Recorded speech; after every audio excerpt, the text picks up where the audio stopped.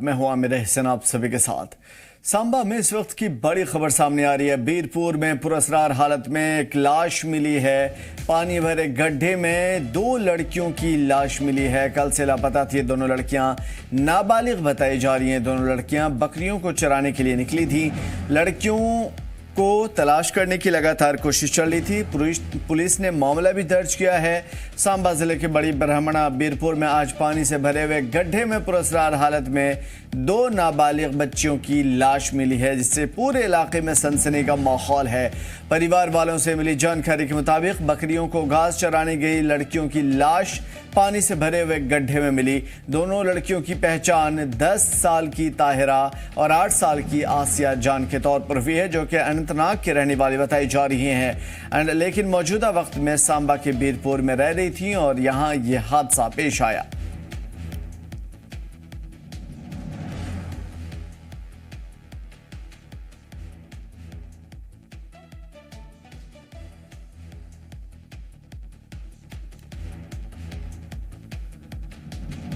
बता दें कि एक दर्दनाक और दरिंदगी से भरे हुए एक बड़ा वाकया जो कि सांबा से सामने आ रही है।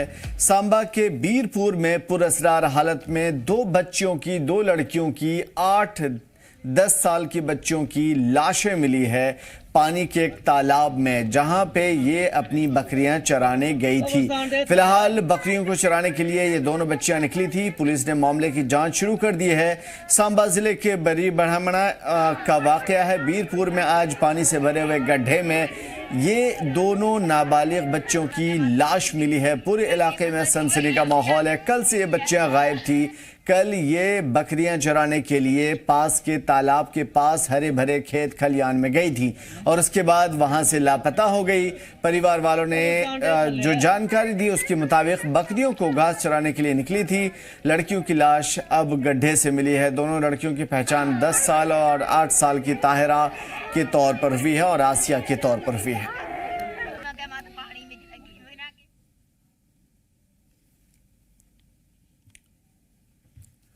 उधर रेवेली के फॉर्मर एमएलए शाह मोहम्मद तांत्रे ने पुंछ में एक प्रेस कॉन्फ्रेंस से खिताब किया। उन्होंने नेशनल कॉन्फ्रेंस कारकुनान की प्रेस कॉन्फ्रेंस पर रद्द अमल का इजहार किया। सहाफियों से खिताब करते हुए उन्होंने कहा कि हम भरम में नहीं हैं। वे गरीब लोगों के किए गए अपने वादों को पूरा करेंगे ताकि लोगों को इस महीने में, इस रमज़ान में माहाना मुफ्त गैस सिलेंडर, 200 यूनिट मुफ्त बिजली, मुफ्त राशन मिलने से कुछ राहत मिले। जब गवर्नमेंट बनी थी तो उस वक्त उन्होंने कहा था कि हम अगले 1 महीने के अंदर अंदर इस पे हम कोई इनिशिएटिव लेंगे। 4 माह गुजर चुके हैं। अमीन साहब, इसमें कोई हम बुराई तनकीद नहीं कर रहे हैं। रमजान मुबारक आ रहा है। मैं आवाम से भी गुजारिश करूंगा, मैं खुद से भी ये कह रहा हूँ कि हम अल्लाह के हुजूर ये दुआएं मांगे। नेशनल कॉन्फ्रेंस ने जो वादे आवाम से किए हैं, अल्लाह करे कि उनके वो वादे पूरे हों। अल्लाह करे आज रमजान मुबारक में ही कम से कम गैस सिलेंडर इनको मिलना शुरू हो जाए। आज ही ऑर्डर आ जाए कि 200 जो यूनिट है उनको बिजली जो मुफ्त मिलने का ऑर्डर हो गया है। आज ही 10 की आज, क्योंकि 12 महीने में सबसे ज्यादा जरूरत अगर किसी गरीब को है तो इस रमजान मुबारक में होती है। उधमपुर के लगानू ब्लॉक में इडबर इलाके में नेशनल कॉन्फ्रेंस के जरिए एक रोज़ा वर्कर कन्वेंशन का एहतमाम किया गया, जिसमें ब्लॉक के पार्टी के कई कारकुनान मौजूद रहे। इस कन्वेंशन की सदारत साबिक वजीर और पार्टी के additional general secretary Ajay Sadotra ने की थी। पार्टी कारकुनान की परेशानी को सुना, जल्द परेशानी को दूर करने की यकीन दहानी करवाई। साफियों से बातचीत करते हुए कहा कि नेशनल कॉन्फ्रेंस की सरकार लोगों की सरकार है और सरकार लोगों को हर मुश्किल को दूर करने की लगातार कोशिश कर रही है।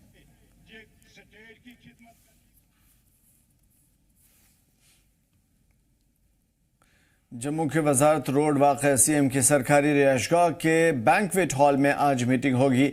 मीटिंग को लेकर के कांग्रेस विधायक सीएम रेजिडेंट पहुंच चुके हैं और इस दौरान राजौरी से कांग्रेस के विधायक इख्तियार अहमद ने कहा कि पहले कांग्रेस ने अपने विधायकों के साथ मीटिंग की थी, जब ज्वाइंट मीटिंग एनसी के साथ होगी ताकि स्ट्रेटेजी बनाई जा सके, बजट सेशन को कैसे कामयाब बनाया जाए। इस दौरान जी अमीर ने कहा कि ये मीटिंग बजट सेशन की चर्चा को लेकर हो रही है। उन्होंने कहा कि कांग्रेस जम्मू कश्मीर को स्टेटहुड दिलाने के मुद्दे को रखेगी। इससे पहले आज जम्मू कांग्रेस हेडक्वार्टर में भी अहम मीटिंग हुई थी। हमारे कायद जो है इस मीटिंग की सदारत कर रही है। इंशाल्लाह आप देखिए, आपको मुतमिन रहिए। इंशाल्लाह ये बजट जो होगा हम जो भी बजट अगले 5 साल में लाएंगे इंशाल्लाह वो लोगों के फ़ायदे में होगा, वी आर ट्राइंग और बेस्ट। लेकिन आप सबको मालूम है कि आपको मालूम है कि खजाने खाली हैं, लोगों को अभी जीपी फंड भी नहीं मिला है, ग्रेजुएटी भी नहीं मिली है, बट उमर साहब इज ट्राइंग इज बेस्ट। जो भी हमने वादे किए हैं लोगों से, जो भी हमारा इंतखाबी मंशूर है, उसको हम इंशाल्लाह लेटर एंड स्पिरिट इम्प्लीमेंट करें। लोगों ने बड़े किदत से वोट डाले हैं, परसेंटेज काफ़ी बढ़ गया हमारी रियासत में, लेकिन अब लोग चाहते हैं हमारे मसले उबारे जाएं हाउस में, लेकिन उसके लिए एक साजगार माहौल की ज़रूरत है। और मुझे उम्मीद है कि जो हमारे मुखालफिन हैं, जो अपोजिशन पार्टीज हैं, वो भी इसमें अपना रोल अदा करेंगे। स्टार्ट हो रहे थे उसी सिलसिले में जो एक रूटीन मीटिंग होती है लेजिस्लेटिव पार्टी की, तो आज सीएम साहब की अध्यक्षता में ये मीटिंग स्टार्ट होगा। तो ये देखेंगे कि कल का हमने किस तरीके से बजट जो है आने वाले लोगों की उम्मीदें आकांक्षाएं काफी है नेशनल कॉन्फ्रेंस से, तो उन्हीं उम्मीदों पर जो है हम लोगों से अच्छे वादे किए हैं, तो वही उम्मीद करते हैं कि बजट भी अच्छा होगा और लोगों की मुश्किलात भी दूर होगी। सीधे जम्मू को रुख करेंगे, ख्वाहिश हमारे साथ जुड़े हुए हैं। ख्वाहिश, बजट सेशन से पहले मीटिंग का दौर चल रहा है, तफसीलात चाहेंगे आपसे। जी हमें देखिए, आज जिस तरह से मीटिंगों का दौर चल रहा है, कांग्रेस ने अपनी तरफ से बैठक की है, नेशनल कॉन्फ्रेंस विधायक दल की पहले यहाँ मीटिंग हुई है। अभी यहाँ पर नेशनल कॉन्फ्रेंस के अलायंस पार्टनर और नेशनल कॉन्फ्रेंस के जितने भी विधायक हैं, पार्टी के बड़े लीडर हैं, उनके साथ की बैठक जो है इस समय सीएम हाउस में चल रही है।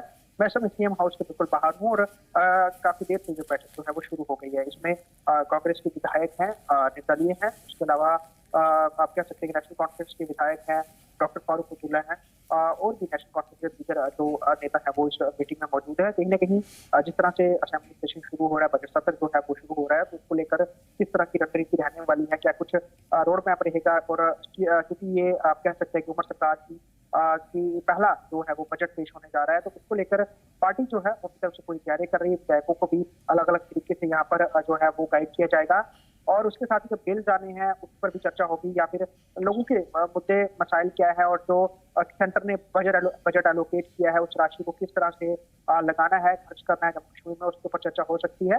तो ये तमाम चीजों को लेकर ये अहम बैठक है जो इस समय जो है सीएम हाउस बैंक्वेट हॉल में फिलहाल चल रही है। बिल्कुल, अब इन तमाम तर चीज़ों से अलग हट करके आपसे ये समझने की कोशिश करेंगे, ये जो जम्मू के लोगों को इस मरतबा बजट से क्या उम्मीदें हैं, क्योंकि श्रीनगर की बहुत बातें हुई, वादी के अलग अलग ज़िलों में लोगों से बातचीत हुई, लेकिन जम्मू के लोगों की क्या उम्मीदें हैं इस बजट से? देखिए, हमें साफ तौर पे जम्मू के लोगों का यही कहना है कि जब भी जम्मू कश्मीर को लेकर जो है वो बजट का आवंटन होता है, तो जम्मू को कहीं ना कहीं जो है वो उनको निगलेक्ट किया जाता है। जो इक्वली बजट कहीं डिस्ट्रीब्यूट होता है, कहीं ना कहीं कश्मीर को तरजीह दी जाती है। ऐसे में लोगों का ये कहना है कि जो बजट केंद्र की तरफ से आया है, तो उस पर जम्मू कश्मीर में प्रॉपरली हर जो खिते हैं उन पर जो है पैसा खर्च होना चाहिए। बड़ी बात यह है कि इस बार जो ये यूनियन टेरिटरी है, इससे पहले सरकार थी वो एक स्टेट की थी, और स्टेट में पूरी तरह से पावर्स यहाँ के सरकार के पास थी, लेकिन अब यूनियन टेरिटरी है, पावर्स आधी जो है वो केंद्र के पास है, कुछ पावर्स यहाँ पर यहाँ की चुनी हुई सरकार के पास है। लेकिन बड़ी बात यही है, जो एनसी है, एनसी की मेजॉरिटी जो सीट्स हैं वो श्रीनगर से है, कश्मीर डिवीजन से है। जम्मू में बीजेपी ने ज्यादा सीटें ली हैं, और कुछ जगह पर आप कह सकते हैं कि निर्दलीय या फिर कांग्रेस के लोगों ने सीटें जीती हुई हैं। ऐसे में बड़ी बात यह है कि जम्मू संभाग को किसी भी तरीके से कम ना आंका जाए, यहाँ की डेवलपमेंट प्रॉपर हो। और जम्मू की पर्टिकुलर बात करें तो जिस तरह से ट्रेन कश्मीर का अब जो है वो शुरू हो जाएगी, कटरा पहले ही चल रही है, तो यहाँ का व्यवसाय ये चाहता है कि यहाँ पर जो है टूरिज्म को लेकर जो नई नई चीजें हैं उसे जो है एक्सप्लोर किया जाए, यहाँ पर टूरिज्म पोटेंशियल बढ़ाया जाए। बड़ी बात यह है जम्मू जो है वो किसी भी तरह से उसको नुकसान ना उठाना पड़े, क्योंकि यहाँ पर टूरिस्ट नहीं आएंगे। जब डायरेक्ट ट्रेन कश्मीर चली जाएगी, कटरा तक ऑलरेडी चल रही है, तो उसका खामियाजा यहाँ के लोगों को ना भुगतना पड़े। ऑलरेडी जम्मू में जो है काफी ज्यादा आप कह सकते हैं कि यहाँ पर इस समय जो है कई चीजों को लेकर लोग दिक्कत परेशानी में है। शहर बहुत कंजस्टेड हो गया है, नया इंफ्रास्ट्रक्चर, सड़कों का, फ्लाईओवर का, जो कुछ ऐसे इलाके हैं जहाँ पर अभी भी नहीं बना है, तो उम्मीद कर रहे हैं लोग कि वहाँ पर सड़कें खुली हों, नए फ्लाईओवर्स बने, ताकि जो लंबे ट्रैफिक जैम होते हैं उनसे निजात मिले। उसके अलावा जो जहाँ पर हॉस्पिटल्स बनाए गए हैं वहाँ पर पूरे डॉक्टर्स की फैसिलिटी हो, जो एजुकेशनल इंस्टीट्यूशंस हैं वहाँ पर एडमिशन के लिए सीट्स ज्यादा हो, और लोगों को जो है प्रॉपर फैसिलिटीज मिले।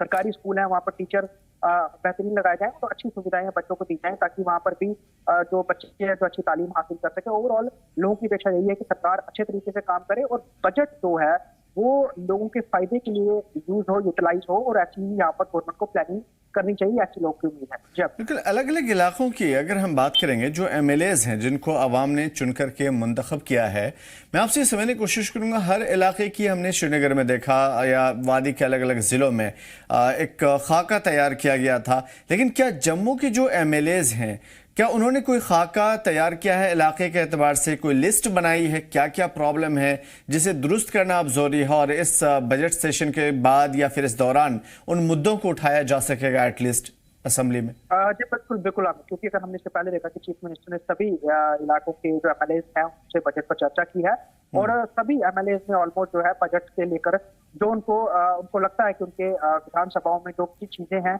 जो सबसे ज्यादा जिनको दुरुस्त करने की जरूरत है, जो रिक्वायरमेंट है, उसको लेकर उन्होंने चर्चा की है। और अगर हम जम्मू के ज्यादातर विधायकों की बात करें तो कुछ यहाँ पर पहली बार जो है असेंबली में गए हैं, और बहुत सारे यहाँ पर नए चेहरे जो है इस बार हैं।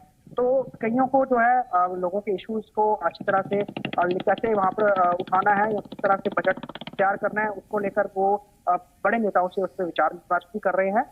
लेकिन अगर हम ओवरऑल बात करें, मोस्टली सभी विधायकों ने अपनी तरफ से सूची जो है वो बनाई हुई है।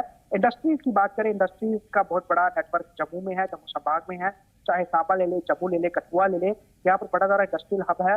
और उसके अलावा यहाँ पर जिस तरह से बहुत सारा और पोटेंशियल है, IIM, IIT, एम्स है, उसके अलावा सेंट्रल यूनिवर्सिटी है, और कई सारे यहाँ पे इंफ्रास्ट्रक्चर है, रेलवे स्टेशन का विस्तार हो रहा है, एयरपोर्ट का विस्तार हो रहा है, कोशिश ये की जा रही है। तो बड़ी सारी परियोजनाएं चल रही हैं, लेकिन यहाँ पर जॉब अपॉर्चुनिटीज हैं वो लोकल्स को मिले, यहाँ की मार्केट जो है वो अच्छी तरह से उसको फायदा मिले टूरिज्म का। बड़ी बात यह है कि स्मार्ट सिटी के तहत जो काम हो रहे हैं वो अच्छे तरीके से हो, कई काम बड़े ठंडे बस्ते में चल रहे हैं, वो समय पर होने चाहिए, और बजट एलोकेशन अच्छी तरीके से हो, ताकि जो MLAs हैं उन फंड्स का इस्तेमाल करके अपनी विधानसभाओं में जो है लोगों के काम करा सके, वेलफेयर के काम करा सके। और हर कोई यही अपेक्षा करेगा कि उनको एक बराबर जो है वो बजट जो डिस्ट्रीब्यूट किया जा सके, या फिर जो स्कीम्स है उनके इलाकों तक आ सके, ताकि उनके इलाके के लोगों को भी प्रॉपर हर चीज अपनी बेरोजगारी की बात की, ख्वाहिश बेरोजगारी की शरह अगर जम्मू रीजन की ही बात करें कितनी है, और इस मरतबा क्या उम्मीद की जा सकती है बेरोजगारी के हवाले से, क्योंकि ये बहुत बड़ा सरदर्द बना हो जम्मू कश्मीर के लिए? जी आमिर, अगर हम बेरोजगारी की बात करें तो अगर आप ये समझ सके कि 4000 पोस्टों के लिए अगर 4 लाख आवेदन आते हैं, तो आप समझ सकते हैं कितने ज्यादा लोग जो हैं वो इस समय यहाँ पर सरकारी नौकरियों की तरफ रुझान रखते हैं, और बड़े सारे लोग जो है पढ़े लिखे हैं यहाँ पर, तो बहुत ज्यादा उन्होंने डिग्रियां हासिल की हैं। और यहाँ पर बड़ा एक दिक्कत लोगों के पास ये भी है कि प्राइवेट सेक्टर इतना ज्यादा नहीं है, जिस कारण यहाँ से ज्यादातर पढ़े लिखे युवाओं को जो है माइग्रेट करना पड़ता है, चाहे वो चंडीगढ़ हो, दिल्ली हो, गुड़गांव, नोएडा हो, बैंगलोर, पुणे जैसे शहरों में यहाँ माइग्रेट करना पड़ता है। तो यहाँ पर अगर उनके लिए सेटअप किया जा सके तो ज्यादा उनके लिए अच्छा होगा, क्योंकि ज्यादातर गवर्नमेंट जॉब जो है उसके लिए बहुत ज्यादा आवेदन आते हैं, और हर कोई गवर्नमेंट जॉब कर सके ऐसा सिस्टम भी नहीं है। तो बड़ी बात सरकार के लिए यही है कि यहाँ पर ज्यादा प्राइवेट अपॉर्चुनिटीज बनाई जा सके, ताकि यहाँ पर ज्यादा से ज्यादा लोगों को जो है वो एम्प्लॉयमेंट मिल सके। इसके साथ ही साथ जो लोगों को जो सेल्फ रिलायबल करना है, उनके एंटरप्रेन्योरशिप के तहत उनको जो है वो सेल्फ सस्टेन बनाना है, ताकि वो अपना बिजनेस सेटअप कर सके, खुद के साथ जो है वो लोगों को भी रोजगार दे सके, और यहाँ पे पोटेंशियल जो है अलग अलग चीजों को जो है वो निकालना चाहिए। इसको लेकर युवाओं की लगातार जो है वो अपील भी है। लेकिन अगर हम आंकड़ा देखें तो बहुत बड़ा आंकड़ा है जो यहाँ पर युवाओं का बेरोजगार है। हालांकि यहाँ पर लोगों ने अपने बिजनेस छोटे मोटे काम खोले हुए हैं, लेकिन अभी भी बहुत बड़ा आंकड़ा है, क्योंकि कहीं ना कहीं बेहतर रोजगार की और बेहतर लाइफस्टाइल की तलाश में है, जिसको लेकर उन्हें फिलहाल माइग्रेट ही करना पड़ता है। तो मुझे सरकार से वो देखना होगा आगे भविष्य में क्या कुछ होता है, लेकिन ओवरऑल कोशिश यही है कि यहाँ के युवाओं को जो है अच्छी तरीके से फैसिलिटेट किया जा सके। युवाओं की भी कहीं ना कहीं नियुक्ति है। जी बड़ी बात है। ख्वाहिश बेनदी हमारे साथ इस हवाले से क्या कुछ स्टेटमेंट और बयानात आ रहे हैं वो पहले सुना देते हैं, फिर आपकी तरफ आएंगे। तो इस वक्त बजट सेशन और से जुड़े हुए तमाम तर मीटिंग के हवाले से और उसके रिएक्शन क्या कुछ है, आपको सुनाते हैं। अभी देखिए, पहला बजट सेशन है, बहुत लंबा बजट सेशन है। इंशाल्लाह रहमान जितने हमने कमिटमेंट्स लोगों के साथ किए हैं, और बजट आप देखेंगे it will be people friendly budget, so they will oppose it by tooth and nail. देखिए ये तो ऑनरेबल स्पीकर साहब का काम है, ये उनका काम नहीं है किस बिल को पास करना है, किसको रखना है, किसको नहीं रखना है। बजट आ रहा है, 10 साल के बाद यहाँ अपनी हुकूमत है, पहली बार इलेक्टेड गवर्नमेंट है, तो बहुत चीजें हो रही हैं। आस्ते आस्ते हम चाहेंगे कि जो वैक्यूम यहाँ हुआ है उस वैक्यूम को खत्म करने के लिए एक इलेक्टेड गवर्नमेंट इन प्लेस है, वही बजट तो खैर अपोजिशन को पूरा राइट बनता है बात करने का, वो अपनी बात करेंगे, हम अपना पक्ष रखेंगे सामने, और हमें पूरा यकीन है कि ये बजट पीपल फ्रेंडली है।